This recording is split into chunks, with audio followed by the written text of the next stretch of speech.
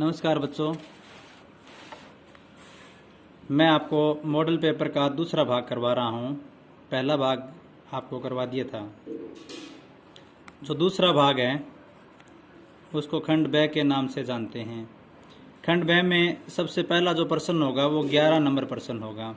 11 number प्रश्न अंक 2 का होगा और बच्चों ये वैदिक गणित से होगा।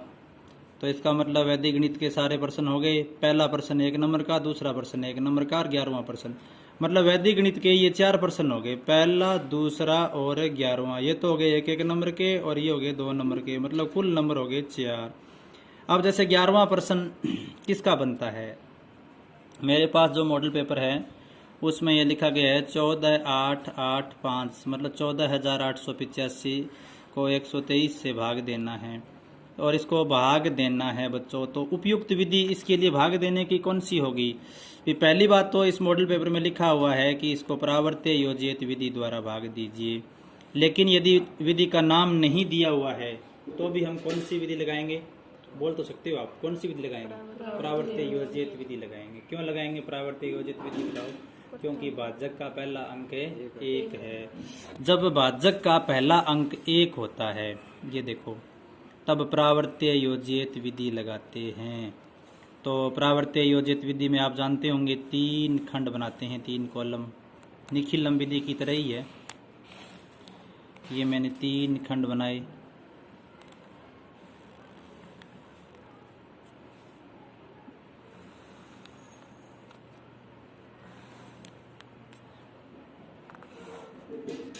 पहला खंड, दूसरा खंड और तीसरा खंड। देखो, इस विधि में जो आधार है वो 100 रहेगा, क्योंकि भाजक आपके पास, भाजक मतलब संख्या आपके पास 123 है, तो इसके अनुसार आधार 100 रहेगा। अब अपने ज्ञात कर लेंगे विचलन। विचलन होता है संख्या माइनस आधार, मतलब 123 में 100 घटा देंगे तो बच्चों उत्तर आ गया 23। अब यहाँ लिखने का तरीका देखो, इस जगह पर बच्चों सबसे पहले भाजक लिखेंगे। भाजक है 123, नीचे विचलन लिखेंगे और विचलन अपने पास है 23। इसके बाद परावर्त्य अंक लिखेंगे, मतलब इसका निशान बदल देना है आपको। ये हो गया, प्लस को माइनस बना दो, माइनस को प्लस, मतलब 23 माइनस का ले लिया।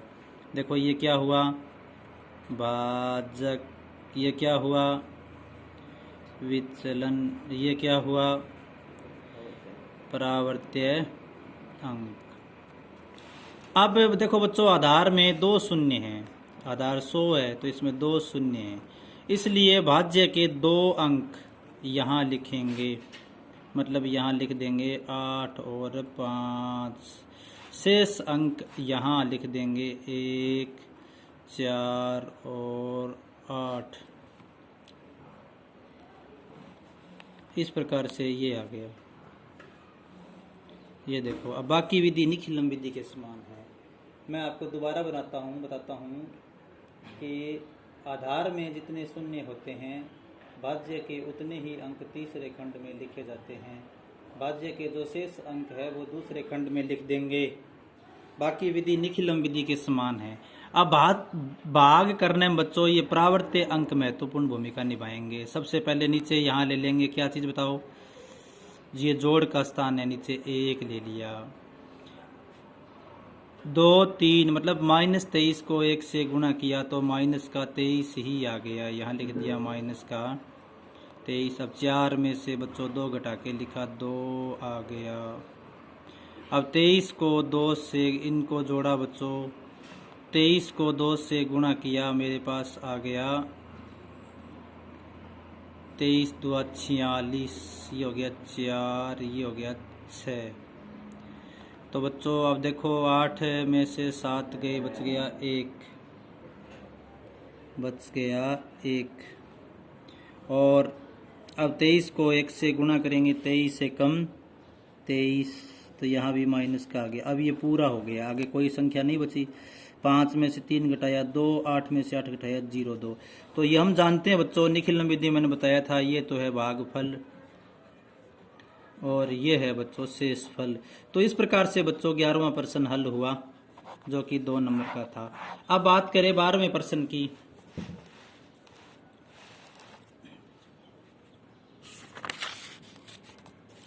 12वां प्रश्न बच्चों वास्तविक संख्याएं वाली प्रश्नावली से होगा। जैसे मेरे पास प्रश्न ये है कि वह बड़ी से बड़ी संख्या ज्ञात करें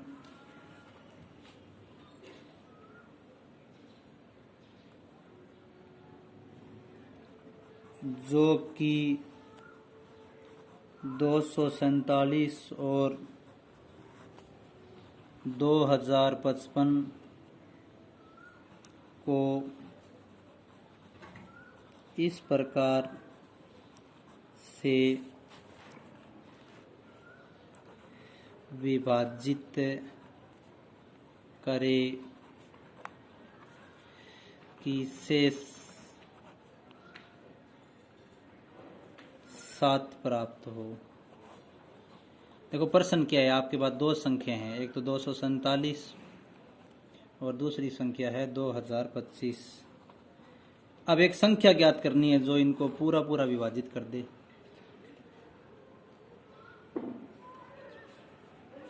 दो 2055 है, सॉरी संख्या 2055। एक संख्या ऐसी भी ज्ञात करनी है हमें कि उस संख्या का दोनों में भाग दें और शेषफल 7 रहे। तो बच्चों कुछ हिंट है इस प्रश्न में। बड़ी से बड़ी संख्या जो दी गई संख्याओं को विभाजित कर दे तो वो संख्या दी गई संख्याओं का HCF होती है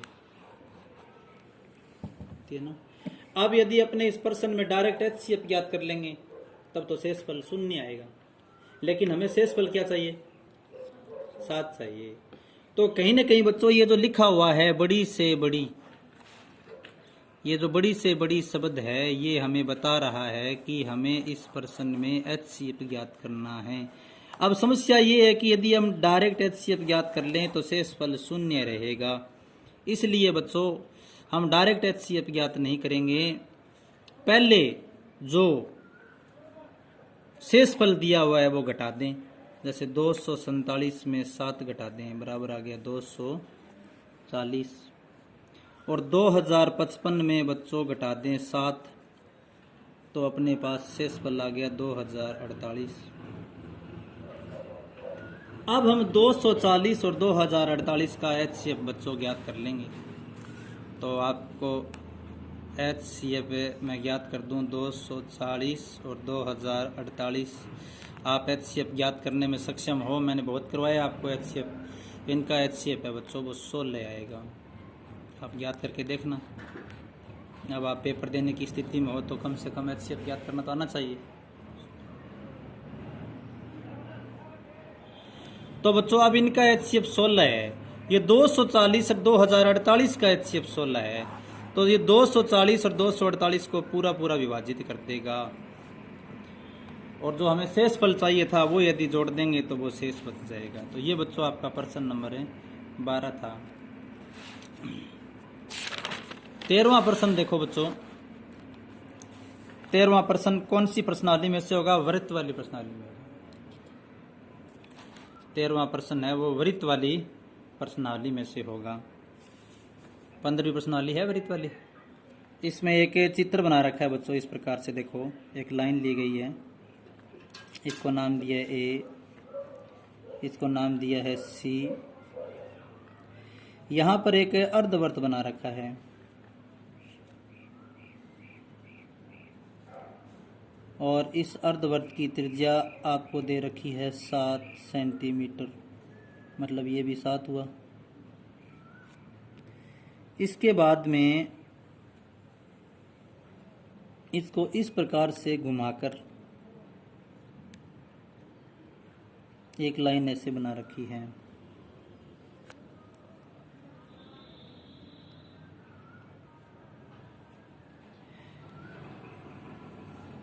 और ये भी आपको 7 सेंटीमीटर दिया हुआ है। अब इसने कहा है छायांकित भाग का क्षेत्रफल ज्ञात है कीजिए।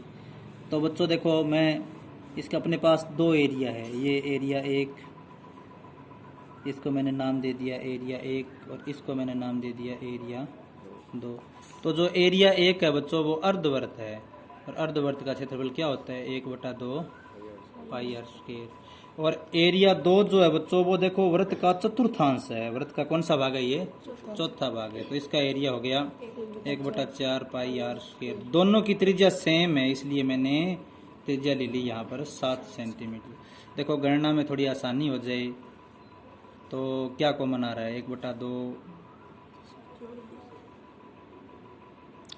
हम पाई आर स्क्वायर कॉमन ले लें तो अंदर बच गया 1/2 प्लस 1/4। तो पाई आर स्क्वायर ये आ गया 4, 2 2 4 1, ये हो गया पाई आर स्क्वायर गुणा में 3/4 या 3/4 पाई आर स्क्वायर। अब 3/4 पाई का मान 22/7, आर का मान है 7 गुणा में 7, 7 से 7 कट गया, 2 से काट दिया 11 आ गया, यहाँ 2 बच गया, 11 तिया 33, तो 7 से गुणा कर दिया 7 21, 2 बच गया, 7 21 और 2 23। अपने पास आ गया 231/2। 231/2 को अपने लास्ट तक डिवाइड कर ले, 2 एकम 2, 3 2 एकम 2, बच गया 1, भाग टूट रहा है, लग गया 110, नहीं सॉरी 11 लगाएंगे, 2 5 10, बच गया 1 10 2, तो लगभग आ गया 115.2 वर्ग सेंटीमीटर। 115.5 सेंटीमीटर आ गया।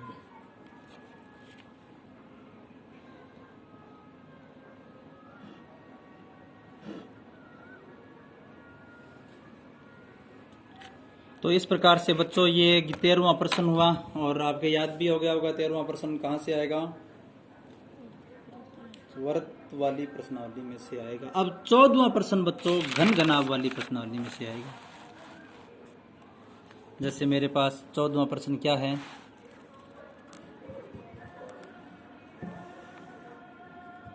बोलो, 42 सेंटीमीटर कोर के घन से 42 सेंटीमीटर कोर के घन से बड़े से बड़ा लंबवर्तीय शंकु काटा जाता है। इस प्रकार प्राप्त शंकु का आयतन ज्ञात कीजिए। प्रश्न ये है 42 सेंटीमीटर भुजा या कोर के घन से बड़ा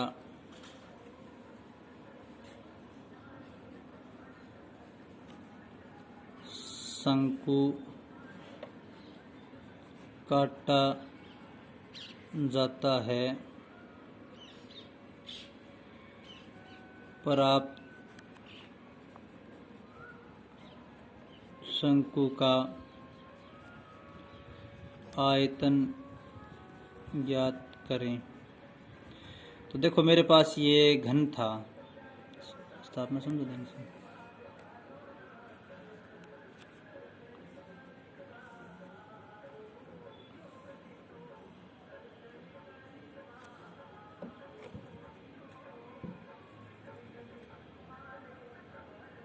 इसमें बड़े से बड़ा शंकु काटना है, तो बड़े से बड़ा शंकु बच्चों ये देखो मैंने बड़े, ये नीचे देखो मैंने ये शंकु का पेंदा बड़े से बड़ा ले लिया, और इसको यहाँ से मैंने ऐसे मिलाया, और इसको देखो ऐसे मैंने काटा, और इसकी भुजा है बच्चों 42 सेंटीमीटर। तो इसका मतलब ये हुआ बच्चों कि जो आपने शंकु का पेंदा लिया है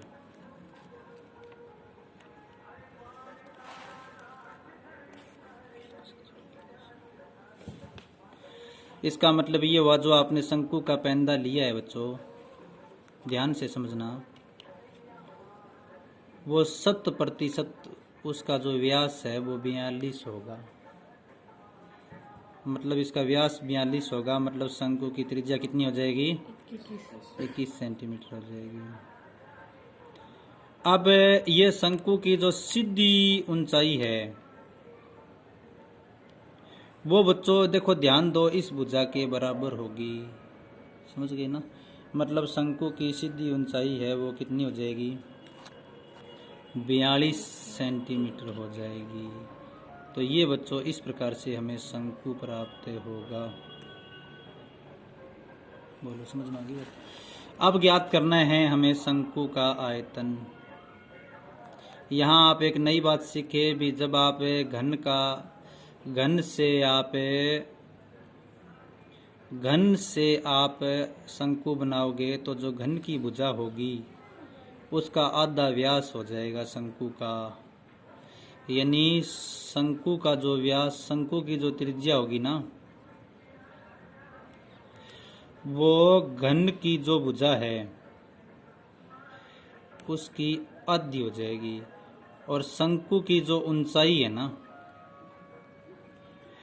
वो घन की ऊंचाई के बराबर हो जाएगी, घन की लंबाई के बराबर। तो अब शंकु का आयतन हम जानते हैं 1/3 पाई आर स्क्वायर है। 1/3 पाई 22/7 आर कितना है? 21 गुणा में एच कितना है? 42। 7 तिया 21, 3 7 21। अपने पास बच गया बच्चों 7 गुणा में 3 गुणा में 21 गुणा में 42। इसको बच्चों मैंने कैलकुलेट कर रखा है। इसको जब गुणा करेंगे ना तो इसका उत्तर आएगा 19,404 घन सेंटीमीटर उत्तर आ जाएगा। तो ये बच्चों 14वां प्रश्न हुआ। अब अपने इस ग्रुप का 15वां प्रश्न रह गया। 15वां प्रश्न हमेशा सड़क सुरक्षा का होता है, रोड सेफ्टी का।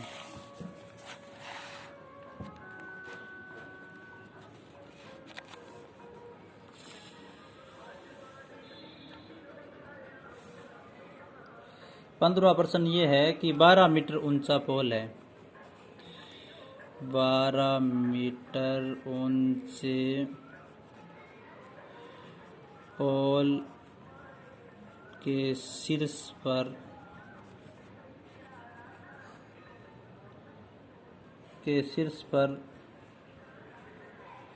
एक कैमरा लगा है।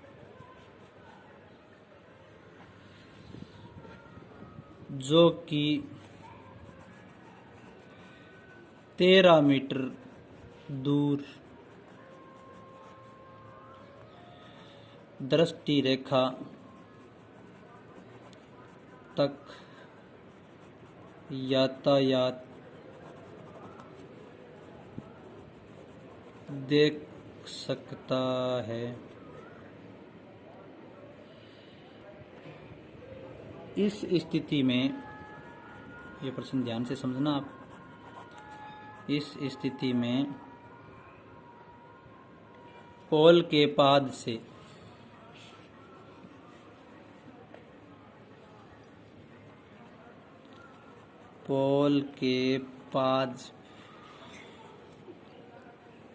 से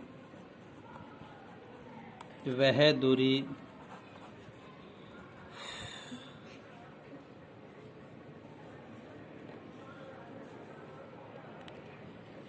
ज्ञात कीजिए जिसके आगे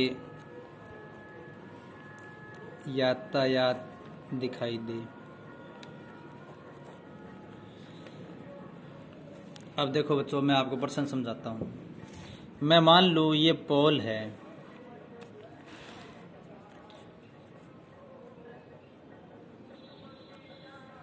ये पोल का शिखर है, यहाँ पर कैमरा लगा हुआ है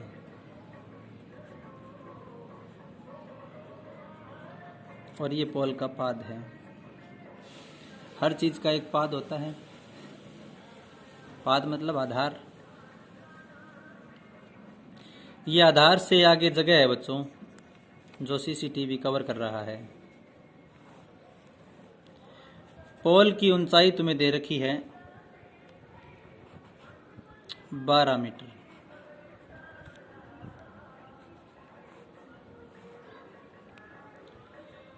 और बच्चों कैमरा है वो ऐसे 13 मीटर दृष्टि रेखा तक देख पाता है। ये कैमरे की लोकेशन है 13 मीटर तक। अब आपको ये दूरी ज्ञात करनी है विपाद से आगे वह दूरी जहां यातायात देखा जाए। तो बच्चों ये समकोण त्रिभुज बन गया। तो पाइथागोरस प्रमेय लगा देंगे। मान लिया A B pole B C दृष्टि रेखा। तो पाइथागोरस प्रमेय क्या होती है? ए बी का स्क्वायर प्लस ए सी का स्क्वायर। आप इस समय तक समझदार हो, पेपर देने के लिए तैयार हो, तो मैं शॉर्ट में करता हूँ। ए बी कितना है? 12 का स्क्वायर प्लस ए सी का स्क्वायर बराबर 13 का स्क्वायर। तो ए सी का स्क्वायर आ गया 13 का स्क्वायर माइनस 12 का स्क्वायर। 13 का स्क्वायर हो गया 169, 12 का स्क्वायर हो गया 144। कितना बच गया? 25। अब एस सी ज्ञात करेंगे तो आ जाएगा 25 का अंडर रूट, और जो कि आ गया बच्चों 5 मीटर। मतलब यातायात है वो 5 मीटर दूरी तक देखा जा सकता है। तो बच्चों ये था आपका मॉडल पेपर का भाग सी है बच्चों, वो कल करवाऊंगा। थोड़ी सी टेक्निकल प्रॉब्लम रही है आज, माफ़ी चाहता हूँ। कल एक बेहतरीन नेटवर्क के साथ आपको इस पेपर का पार्ट सी करवाएंगे। Thank you.